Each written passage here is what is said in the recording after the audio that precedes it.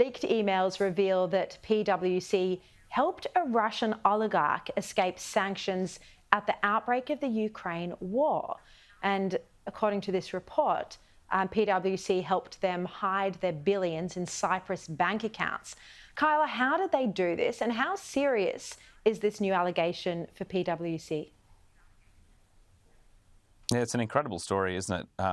Written by my colleague Neil Chenoweth. And so, I mean, the gist is that Cyprus seems to be a pretty, popular destination for wealthy Russians, to put their money through, to have their companies in. PwC there seems to have, back in 2001, they started a little company called, I think it was called Cipco Direct or something like that. It was like an offshoot of PwC Cyprus. It had a lot of the same people. They shared apparently health benefits and all sorts of things. So I guess there's questions about how separate a company it really is. Anyway, between them and PwC Cyprus, according to these leaked documents, there was a lot of frantic movement of assets, all sorts of things like that. Look, they might not 100% be in breach of sanctions, but they're certainly very close to the line if they're not. And that's kind of that's what Neil has been reporting on. It's quite a fascinating story. Has there been any response from them today?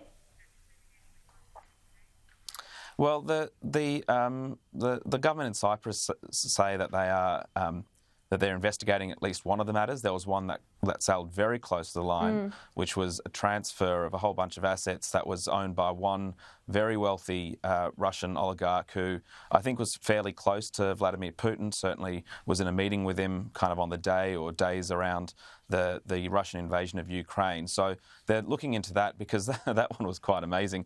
The assets were transferred into his wife's name with no price. It was just kind of like, we'll just move it and then we'll sort the details out later.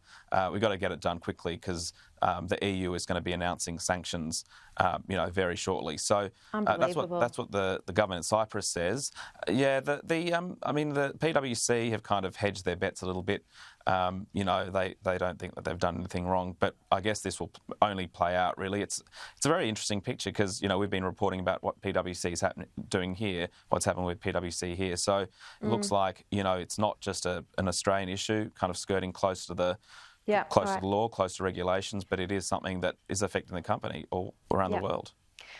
All right, Kylar Loussikian, thank you very much for your time. And Kylar's Deputy Editor at the Fin Review.